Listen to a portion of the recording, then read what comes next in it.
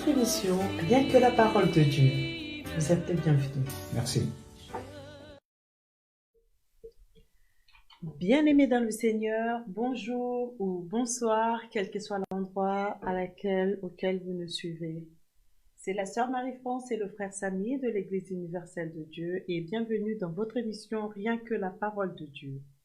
Dieu nous a donné encore un thème aujourd'hui, le thème pour lequel, par la grâce de Dieu, nous allons pouvoir le développer. Ce thème est simple et compliqué à la fois. Ce thème, c'est le cœur de l'homme. Nous allons pouvoir développer, par la grâce de Dieu, comme je vous l'ai dit, ce thème.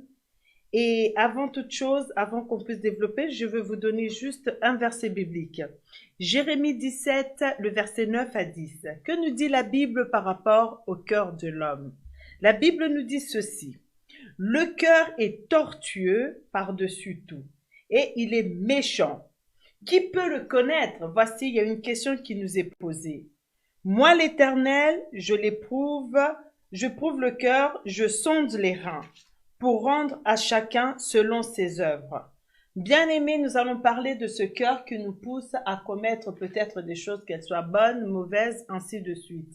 Mais en tout ce que nous ferons, en tout ce que nous aurons comme pensée, Dieu nous dit ceci, il nous jugera, il nous rendra, donc ça veut dire il va nous rétribuer, il va nous récompenser selon tout ce que nous avons eu à méditer dans le cœur, selon tout ce que nous avons eu à partager, à faire ou à n'importe quoi. Amen. Amen. Donc, avant de passer la parole à notre frère Samy, nous allons quand même essayer de regarder la définition du mot cœur. C'est un organe musculaire creux situant dans la poitrine qui permet la circulation du sang dans un corps. Donc, le cœur, c'est le grand carrefour qui permet à ce que la circulation puisse s'effectuer correctement. Il suffit juste, la preuve en est que le cœur s'arrête. Même si on était intelligent, l'intelligence s'arrête. Même si on était fort, la force ne nous servira plus à rien. Même si on avait la beauté extrême, tant que le cœur ne sera pas là pour faire son rôle, toutes ces choses n'auront plus de valeur ou quoi que ce soit, d'où on changera d'identité. Amen. Amen. Donc, on a essayé de regarder quand même c'était quoi le cœur tortueux. Donc, c'est le cœur qui représente des coupes irrégulières. Donc, ça veut dire que notre cœur à nous, il y a un moment, c'est peut-être plat, mais il y a un moment, c'est un peu creux. Donc, nous allons vraiment aller chercher ce qui est dans le creux. Alléluia. Amen. Donc, avant de commencer notre émission, nous accueillons notre frère Samy. Bonjour, frère Samy. Bonjour, ma sœur. Et bienvenue dans votre émission. Merci beaucoup. Alors, qu'est-ce que vous avez peut-être à nous proposer par rapport à ce cœur de l'homme? Gloire à notre Seigneur. Nous voulons d'abord remercier tout le peuple de Dieu, vous saluer là où chacun se trouve.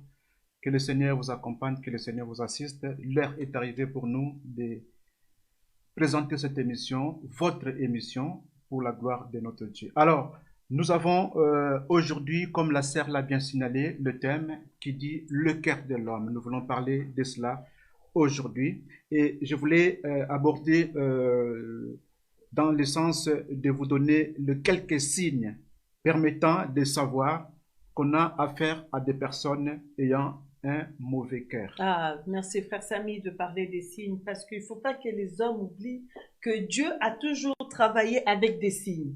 Donc, c'est à l'homme de pouvoir détecter dans quel signe Dieu est en train d'utiliser. Alléluia. D'où, pour cette émission, nous allons parler des signes qui vont peut-être nous permettre de détecter justement des personnes ayant ce cœur méchant et tortueux. Donc, voilà, frère Samy, est-ce que tu peux nous conduire? Gloire à notre Dieu. Et comme on l'a dit, on aimerait parler, s'adresser à une personne d'une manière précise. Donc, nous prenons le premier cas, des signes qui démontrent que non, une personne a un mauvais cœur. Je dis ceci, le premier point, c'est une personne qui veut toujours avoir le contrôle sur les autres. Je répète, c'est une personne qui veut toujours avoir le contrôle sur les autres. C'est une personne qui rejette les réactions ou la responsabilité de ses actions et c'est une personne qui vit en fonction de ses propres règles et ne fait pas vraiment attention aux normes morales. C'est une personne qui vit dans son monde à elle. elle veut dominer, elle veut diriger, elle veut écraser presque tout le monde. C'est quelqu'un qui oblige les autres à se soumettre à elle pour nuire à quelqu'un. Vous comprenez? C'est comme si c'était une association de malfaiteurs. À cause de son rang social, elle pense que tout le monde devait suivre et faire sa volonté. En cela, je voulais parler du moi. Le moi, je suis, j'ai été, j'ai fait, je suis, c'est le moi.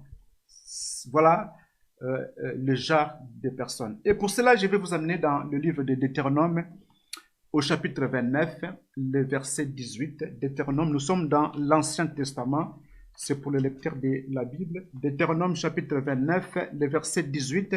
Nous allons lire une parole là-dessus et nous allons comprendre encore quelque chose par la grâce de notre Dieu. Deutéronome 29, 18. La Bible dit ceci: qu'il n'y ait parmi vous ni homme, ni femme, ni famille, ni tribu, dont le cœur se détourne aujourd'hui de l'Éternel notre Dieu, pour aller servir le Dieu de ces nations-là.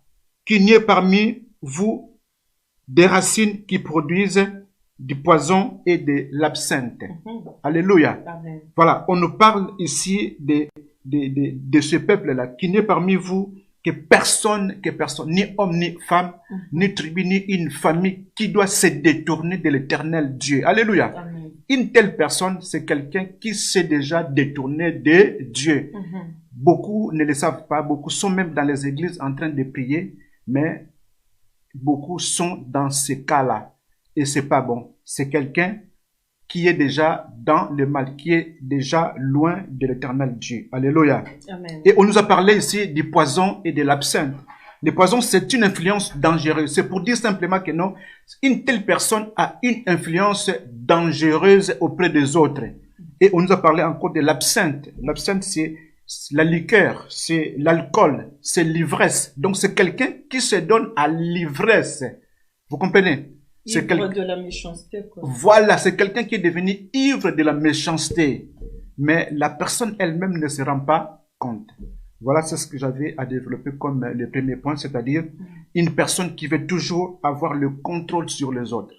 Ok. Je vous laisse la parole, ma sœur. Donc, bien aimé, c'est ce qu'on est en train de vous dire, qu'il y a des signes qui nous permettent de savoir qu'on a affaire à une personne ayant un mauvais cœur. Amen. Amen. Donc, ce que nous sommes en train de faire, c'est pour vous permettre de détecter ces personnes. Donc, une fois que vous les avez détectées tout autour de vous, je vous donne un conseil. Vraiment, essayez de vous en éloigner. Amen. Amen. Parce que ces personnes vont vous emmener dans le gouffre. Donc, vous allez voir même dans Deutéronome 11.3, ces signes et ces actes qu'il a accomplis au milieu de l'Égypte contre Pharaon, roi d'Égypte, et contre tout son pays. Donc, tout à l'heure, quand je vous ai dit que Dieu a toujours travaillé avec des signes. Donc, même pour pouvoir détruire, comment il s'appelle, Pharaon, Dieu avait utilisé des signes, des choses qui se commettaient, pour que nous puissions reconnaître que c'est Dieu est en train d'accomplir des grandes choses. Amen. Amen. Donc, on va encore regarder toutes ces personnes-là. Ces personnes-là, elles sont les experts pour créer la confusion, le chaos et les conflits. Donc, pour reconnaître des personnes qui ont un mauvais cœur. Amen. Amen. Le cœur de l'homme. La personne est devant toi, la personne te sourit. Mais son objectif final, c'est de pouvoir accomplir donc le chaos. Le chaos, donc quand on dit le chaos, donc ça veut dire le néant, détruire, la mort, quand on a tout rasé. Alors là, son cœur est dans la joie. Amen. De pouvoir accomplir donc des conflits. Partout, à chaque fois quand il y a le conflit, on commence à regarder, on essaie de comprendre c'est quoi l'origine et on finit toujours par comprendre que c'est toujours la même personne, c'est toujours les mêmes personnes qui sont toujours à l'origine des conflits. Que ce soit au travail, c'est toujours les mêmes. Que ce soit dans les églises, c'est toujours les mêmes parce que ces personnes-là, elles sont partout, ce sont des agents. Moi, je les appelle des agents du diable. Dans les familles, c'est toujours les mêmes. Quand il va y avoir le conflit, on commence à regarder, c'est toujours les mêmes personnes qui sont à la base. Amen. Amen. Donc, ces personnes déforment toujours les faits et induisent toujours en erreur les autres. Elles mentent parce que ça c'est leur profession, hein, leur profession, hein. Elles mentent parce que pour pouvoir tenir des conflits, on est obligé d'utiliser le mensonge et la ruse. Donc ces personnes-là n'arrivent même pas à assumer leurs responsabilités. Elles nient la réalité et inventent des histoires. Donc l'affaire ne s'est pas passée comme ça. Non, on prend seulement la chose, ce que l'autre avait dit. On essaie de rajouter des choses. Moi, je ne comprends pas pourquoi l'autre nous avait dit ceci. Or, peut-être c'était elle qui avait poussé à ce que l'autre puisse parler. Mais quand cette personne va commencer à transmettre les informations, on déforme tout. On ne dit jamais sa responsabilité. Moi, je dis toujours, ne vous réjouissez jamais d'une personne qui vient vous rapporter des informations. Posez-lui juste une seule question. Quand la personne parlait, qu'est-ce que toi tu avais dit? Au moment que vous allez lui poser cette question-là, vous allez voir la personne va commencer à rire. Parce que elle sait, quand elle fait toutes ces choses, elle sait que non, ce que je suis en train de faire, c'est pour nuire. Amen. Amen. Donc, nous allons lire dans Psaume 52. Que Dieu dit par rapport à toutes ces personnes. Toi qui aimes déposer le chaos, toi qui aimes à chaque fois qu'il y ait des conflits, que ça soit à l'église, que ça soit au travail, que ça soit dans la famille, que ça soit entre des relations, entre des amis. Toi qui aimes toutes ces choses, écoute ce que Dieu te dit. Pourquoi te glorifies-tu dans ta méchanceté? Donc, Psaume 52, le verset 3 à 5. La question nous est posée. Pourquoi te glorifies-tu dans ta méchanceté, tyran? La bonté de Dieu subsiste toujours. Ta langue n'invente que malice, comme un rasoir affiné. Fourbe que tu es.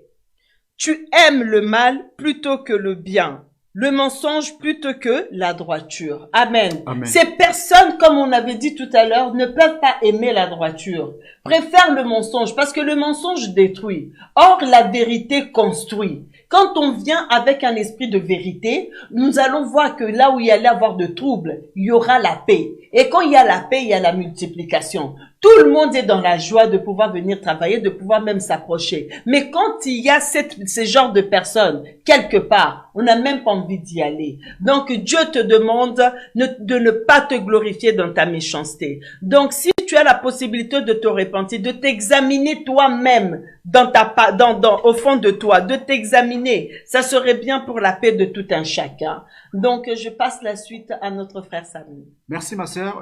Le troisième point, je dirais ceci, c'est une personne qui ne connaît pas la signification du mot remords. Alors le mot remords signifie simplement un sentiment douloureux accompagné de honte qui cause la conscience d'avoir mal agi. Vous comprenez? Donc c'est une personne qui est sans regret, qui est sans repenti. La personne a fait du mal aux autres, mais la personne ne regrette même pas d'avoir fait du mal aux autres. Elle ne se rend même pas compte pour pouvoir se repentir. Vous comprenez?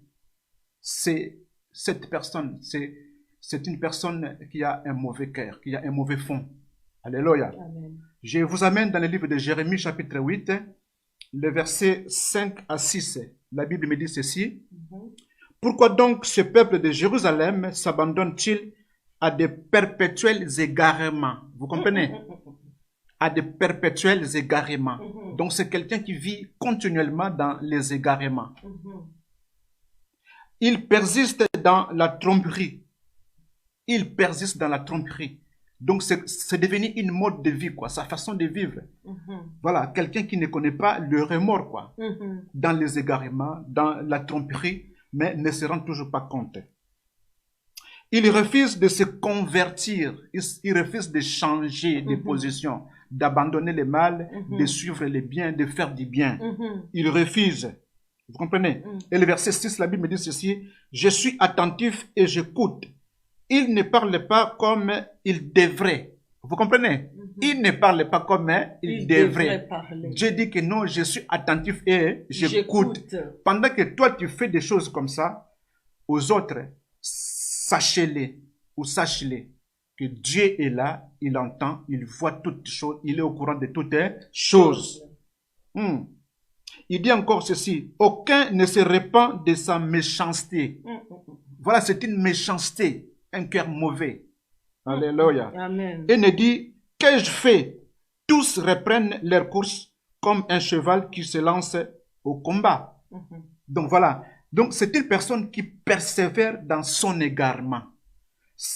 Tout simplement parce que jusqu'à présent, dans son entourage, comme la sœur l'a dit, dans son milieu ou dans sa famille même, personne n'a eu le courage de lui dire la vérité en face. C'est pour cela que la personne continue, persévère, demeure dans son égarement. Mais aujourd'hui, la personne peut-être est en train de nous suivre. Peut-être toi aussi tu connais une telle personne. Peut-être tu pourras aider la personne. Peut-être que tu es la personne. Peut-être que tu es la personne. Si tu es la personne, en écoutant cette parole, je t'en supplie, il va falloir que tu changes de position, que tu abandonnes le mal pour suivre le bien qui est Dieu. Parce que Dieu dit ici, il sait toutes les choses, il connaît. Quand tu parles, quand tu fais ces choses-là, Dieu est présent, il entend tout ce que tu fais, tout ce que tu dis. Amen. Voilà. Donc, je vous passe la parole, si je comprends bien que ces personnes-là ne cherchent même pas à se battre contre leurs péchés. Voilà. C'est des personnes qui demeurent dans leur égarement. Il y a une persévérance comme pas possible. On aurait même l'impression qu'elles y prennent du plaisir à commettre toutes ces choses. Tout à fait. Ah là là là. Notre émission, c'est rien que la parole de Dieu. Amen. Amen. Nous prenons peut-être des exemples du monde, mais nous voyons toujours que sur chaque situation, Dieu a prévu une parole. Amen. Amen. Ce n'est pas la parole de la sœur Marie-France ni du frère Samy. Donc, on va essayer encore de regarder d'autres signes pour pouvoir détecter ces personnes. Amen. Amen. Elles sont des experts pour manipuler les autres. Parce que ça, c'est un art, hein, pouvoir manipuler les autres. Il faut vraiment avoir du flair de connaître l'âme sensible. Parce que ces personnes ne peuvent pas aimer quelqu'un qui leur dira la vérité ou une personne qui va les résister. Donc, on cherche toujours par essayer de trouver des paroles flatteuses. Parce que je sais ce que le frère Samy aime. Donc, si j'utilise ce genre de langage, je sais que là, c'est son point faible. Amen. Alléluia. Il y a des personnes qui peuvent même utiliser, oui, tu vois, je suis peut-être malade. Tu utilises ta maladie pour pouvoir atteindre une personne qui a compassion de toi, mais au contraire, parce que toi, tu as un objectif. Amen. L'objectif, c'est de pouvoir manipuler cette personne. Donc, ces personnes, malheureusement, ne changeront jamais. Parce que vous allez voir, des années passeront. Elles vont utiliser toujours les mêmes choses. C'est pour ça, de fois, vous voyez, les années passent, mais les problèmes restent les mêmes. Les problèmes n'évoluent pas. Il y a certaines personnes qui sont en train d'évoluer dans le bien. Qu'est-ce que nous allons pouvoir faire? Qu'est-ce que nous allons pouvoir construire? Mais il y a d'autres personnes, ça n'évolue pas. Leur question, qu'est-ce que je peux pouvoir faire pour pouvoir détruire? Comme elles veulent pas aller toutes seules à s'affronter comme ça, elles vont utiliser des âmes sensibles. On va utiliser quoi? Les paroles flatteuses. Amen. Alléluia. Les paroles flatteuses. Mais tout ça pour pouvoir le mettre dans le mal. Alors, qu'est-ce que Dieu te dit? Qu'est-ce que la parole de Dieu est en train de nous dire pour toutes ces choses? Prenons le livre de Proverbes 24. Proverbes 24. C'est la parole de l'Éternel. Pour suivre cette émission, il faut avoir la Bible. Ça, c'est quelque chose qu'on ne cessera jamais, jamais, jamais de le dire, de le répéter. Parce que nous parlons de l'émission des choses de ce monde, mais nous nous basons sur la parole de Dieu. Amen. Amen. Donc, Proverbe 24, le verset 17 à 18. Que nous dit la parole? Ne te réjouis pas de la chute de ton ennemi. Déjà, je m'arrête là. La Bible te dit de ne pas te réjouir de la chute de ton ennemi. Ne te réjouis pas. Même si tu n'aimes pas cette personne, moi je n'entre pas dans vos conflits, mais ne te réjouis pas de sa chute. Amen. Amen. La Bible te l'interdit. Et que ton cœur ne soit pas dans une allégresse quand il chancelle. Parce qu'il y en a qui se réjouissent du mal des autres. Tu es capable même d'ouvrir le champagne. Juste, enfin mon ennemi a senti que voilà, tu es là, tu pries même. Seigneur, il faut que l'autre sache que moi je suis. Tu fais une telle prière. Oh, la Bible dit garde silence. Dieu lui-même, il sait comment il va rétribuer à chacun selon ses œuvres. C'est la parole de Dieu. Nous avons commencé cette émission par cette parole. Dieu rendra à chacun selon ses œuvres. Alléluia. Donc, si la personne t'a fait du mal, laisse-la faire entre les mains de Dieu. Mais toi, ne perds pas ton temps en train d'espérer sa chute, en train d'espérer à quel moment la personne va chanceler. Écoutez maintenant le verset 18.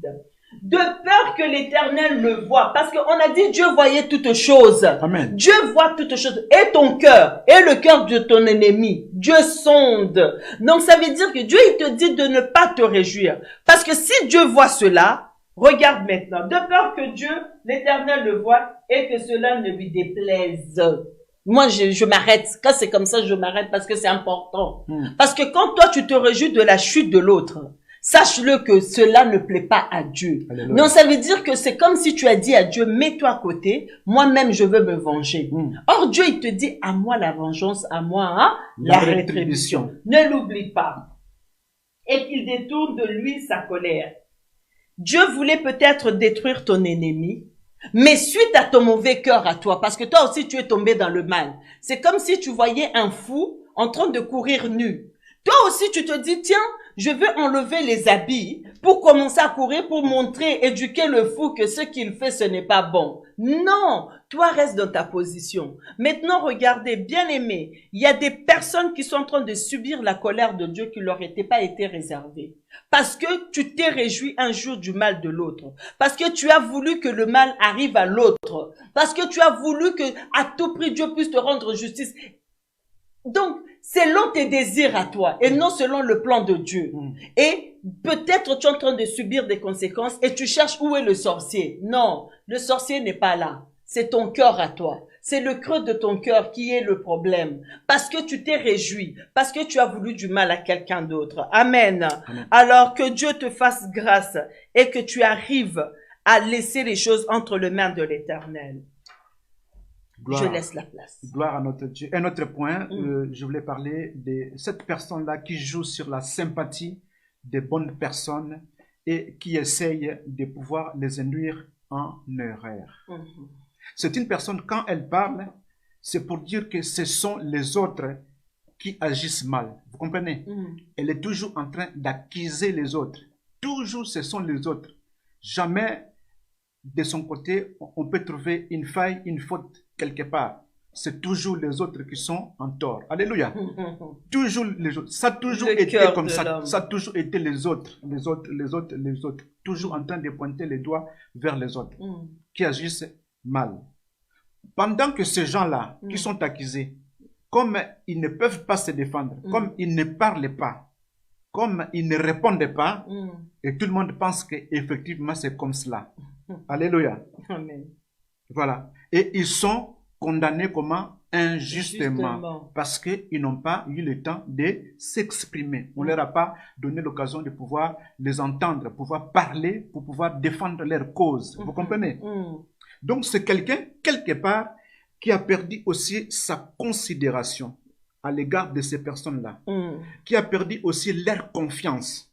Mais ce qui est grave, ma sœur, vous verrez que la personne ne s'inquiète même pas, ne se dérange même pas, ne cherche même pas à récupérer cette confiance-là qu'elle a perdue auprès des autres.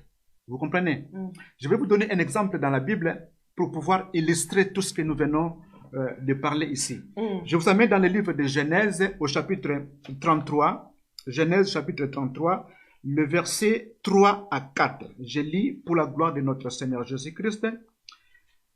Le verset 3, la Bible me dit ceci, Genèse 33, le verset 3 à 4. La Bible me dit ceci, lui-même passa devant eux, et il se prosterna à terre 7 fois, jusqu'à ce qu'il soit près de son frère. Verset 4, Ésaü courut à sa rencontre, il l'embrassa, se jeta à son cou et le baisa. Et ils pleurèrent. Alléluia, ma sœur. Ça, c'est l'histoire que tous les lecteurs de la Bible connaissent. Ici, on parle d'Ésaü et de Jacob. Ce sont des frères. Nous connaissons cette histoire. Alléluia. Jacob, qui d'abord a pris le droit d'aînesse de son frère Ésaü, et de deux qui a volé la bénédiction de son frère. Alléluia. Nous connaissons cette histoire-là. Alors, Jacob, quelque part, avait un problème dans sa vie. Jacob avait un conflit avec son frère Ésaü. Et Jacob s'est enfui, nous connaissons l'histoire. Il est parti jusqu'à ce qu'il est parti chercher ses femmes. Il est revenu avec les enfants, avec le serviteur. Et voilà, ici maintenant, Jacob a voulu réparer avec son frère Ésaü. Il a compris que non, ça ne peut pas continuer ainsi. On ne peut pas demeurer tout le temps dans le problème. Il y a un temps pour toutes choses. Il faut arriver à stopper des conflits. Ça ne sert à rien, surtout des conflits inutiles. Voilà. Et Jacob a compris que non, il va falloir que je puisse arranger avec mon frère Ésaü. C'est pour cela il a pris toute sa famille et il est allé voir son frère Ésaü. Il a eu le temps d'arranger avec lui. Vous avez lu ici, on nous dit quoi? Il se prosterna à terre 7 fois. C'est-à-dire, il s'est rabaissé pour demander... Parce qu'il faut bien préciser, il a vu son frère il avançait, de loin. Il avançait. Donc, il avançait. Petit à petit, donc, il petit à petit, il avance. Mon frère, je t'avais volé. Oui. Il se prosterne, pardonne-moi. Voilà. Il avance encore. Mais ainsi toi, tu ne répares pas le mal que tu as fait aux autres. Voilà. On veut seulement que non, la vie continue. Voilà. Ce n'est pas bon. Ce n'est pas bon, ce n'est pas bon du tout. Faites travailler votre conscience pour réparer tous les mal faits aux autres. Je dis bien, faites réparer votre conscience. Donc, tel que vous êtes là, vous êtes en train de suivre. J'ai dit au début, que peut-être c'est vous, peut-être vous connaissez la personne. Que la personne ne nous trompe pas. Parce que si tu penses que tu peux tromper ou vous pensez que vous pouvez tromper les gens, mais vous ne pouvez pas tromper votre propre conscience. Votre propre conscience vous reproche de quelque chose. Vous aussi, vous avez fait du mal aux gens. Que ce soit dans le passé ou dans le présent, au moment même où nous parlons là, dans le temps présent, vous avez fait du mal aux gens. Même dans le temps passé, vous avez fait du mal aux gens. Pensez à réparer cela parce que ce n'est pas une bonne chose. Il ne faut pas persister dans le mal. Il faut penser au futur parce qu'il y a le passé, il y a le présent, il y a aussi le futur. Il faut penser à préparer son futur. Gloire au Seigneur. Je laisse la parole à ma sœur pour la suite. Comme à chaque instant, on prend toujours une partie d'un thème. On n'a pas dit que tout est là. Non, il y a d'autres signes que peut-être Dieu va vous révéler, ainsi de suite. Mais il faut que nous puissions être aussi prudents, de ne pas toujours être cette personne qu'on conduit en erreur, de ne pas être cette personne comme dans ma langue on dit Basimbi Sakoka à touche. Donc la personne sait ce qu'elle est en train de faire, mais ne veut pas se faire sortir, mais c'est toi qu'on envoie tout le temps. Que ça soit toujours toi qui sois peut-être mal vue ou incomprise. Non, il faut aussi être intelligent, pouvoir faire travailler son intelligence. Amen. Amen. Donc voilà, c'est pour ça qu'on a pris quelques thèmes. Ce n'est pas tout. On ne connaît pas tout. Personne ne connaît tout. Donc, à chacun a quelque chose à ajouter. Celui-là peut rapporter peut-être du sel, mais toi, peut-être, Dieu t'a donné la possibilité de ramener de l'eau, et l'autre peut-être de pouvoir ramener la semoule ou du riz, ainsi de suite. Et nous tous, c'est pour l'avancement, pour que nous tous, nous puissions avancer ensemble. Voilà, bien-aimés. Le cœur de l'homme est creux. Aucun homme ne peut connaître la profondeur de pensée de cœur de l'homme. Aucun. Parce que tu peux être en face d'une personne qui te sourit, qui te prétend même te dire à quel point elle t'aime. Mais sache-le que cette personne, peut-être c'est ton pire ennemi. L'hypocrisie. Bien-aimé, vaut mieux vivre avec ton ennemi que de vivre avec quelqu'un qui est hypocrite. Parce que ton ennemi, tu prendras des distances. Tu sais que cette personne, c'est mon ennemi. Mais quand tu vis avec un ami hypocrite, sache-le que même les poisons commencent à circuler. Ce sont des faux amis, des hypocrites. Amen. Amen. Donc, n'oublie jamais, sois prudent. Judas n'a pas été loin de Jésus. Judas a été nourri, conseillé, on a prié, mais Judas était là. Mais au temps voulu, le désir de son cœur a trahi l'Éternel. Donc, il faut vraiment être prudent. S'éloigner des personnes qui nous induisent en erreur ou les personnes qui ne veulent pas changer, et toi, essaie de regarder ta marche avec Dieu. Fais le bien, continue à faire le bien, car ton cœur est précieux. Je laisse la parole à notre frère Samy. Gloire à notre Dieu, que l'Éternel soit béni pour toutes choses, comme l'a bien signalé la sœur Marie-France. Et moi, je vous amène à ma petite conclusion. Je dirais ceci, que le cœur de l'homme est comparé au fond de la mer. Vous comprenez le fond de la mer, les choses qui se passent au fond de la mer. Celui qui est en dehors de cela ne pourra pas savoir qu'est-ce qui se passe au fond de la mer. Il va falloir entrer dans la mer pour pouvoir chercher ce qui se passe au fond de la mer. Donc, si le crocodile dit que la tortue est malade, il faut croire parce que les deux vivent là-bas. Tout à fait. Donc, on ne peut pas savoir ce que l'homme garde au fond de son cœur. Si l'homme ne nous explique pas, ne nous parle pas, n'expose pas lui-même son problème. Alléluia. Donc, le cœur de l'homme, c'est le siège de ses pensées, de ses motivations, de ses intentions, de ses émotions, de ses décisions ou comme des convictions aussi. Donc, ça peut être l'amour, ça peut être la haine, le courage, la paresse, l'amitié, la jalousie, la colère, la joie, etc., etc. La liste, elle est longue. Je vous donne donc un passage dans le livre des Actes des Apôtres au chapitre 2, là où nous allons conclure. C'est pour amener tout un chacun à pouvoir comprendre ce que nous venons de faire ou ce que nous sommes en train de faire à présent. Actes des Apôtres, chapitre 2, je lis à partir du verset 37 jusqu'au verset 39. La Bible me dit ceci. Après avoir entendu ce discours, ils eurent le cœur vivement touché et ils dirent à Pierre et aux autres apôtres, « Hommes, frères, que ferons-nous » Pierre leur dit, « Repentez-vous et que chacun de vous soit baptisé au nom de Jésus-Christ à cause du pardon de vos péchés et vous recevrez le don du Saint-Esprit. » Amen. Amen.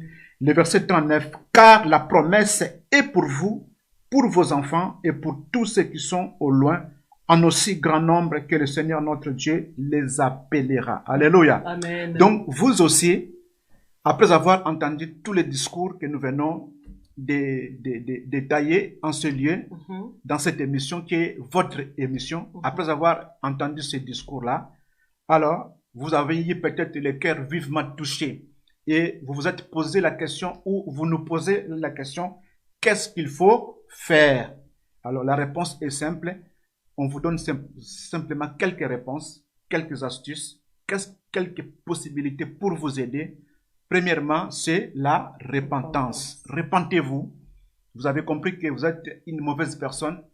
Repentez-vous et soyez baptisés au nom de Jésus-Christ de Nazareth pour avoir le pardon de vos péchés.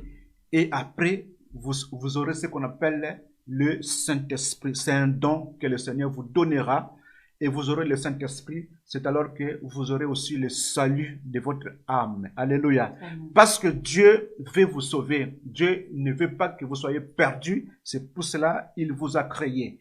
Donc, ne laissez pas l'avantage à l'ennemi Satan de dominer sur vous parce que l'esprit qui vous anime, c'est l'esprit du diable, c'est l'esprit des démons, c'est l'esprit des sorciers. Alléluia.